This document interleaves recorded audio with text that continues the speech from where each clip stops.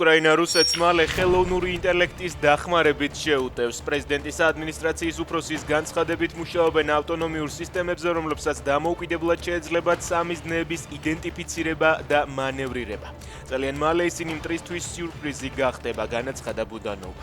პარალელურად უკრაინა საჰაერო თავდაცვის ახალ დონესაც ნერგავს. ქვეყნის თავდაცვის მინისტრის განცხადებით გადამჭერი დრონების მართვა უკვე 1000 კილომეტრის მანძილიდან არის შესაძლებელი. უკრაინა უკვე დიდი ხანია ოკუპანტებს ცოცხალი ძალის გამოყენების გარეშე ებრძვის. წუხელ მათ რუსეთში ნიჟნი-ნოვგოროდის ოლქში ქსტოვის ნავთობგადამამუშავებელი ქარხანა დაღუპეს. უკრაინაში 2 წლის წინ დაღუპულ ქართველ მებრძოლს დავით ღოღაძეს სამშობლოში 26 აპრილს ჩამოასვენებენ. გმირს თავდაპირველად თბილისში, შემდეგ კი თელავში გადაასვენებენ და სამხედრო პატივით დაკრძალავენ.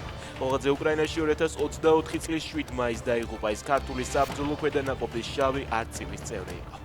თბილისში უცხო ქვეყნის მოქალაქე მოკლეს. დანაშაულში ბრალდებული 25 წლის ახალგაზრდა. მან სხვა ქვეყნის მოქალაქეს ერთ-ერთ ბინაში ცივი არაღით სასიკვდილო ჭრილობები მიაყენა და ადგილიდან მიიმალა.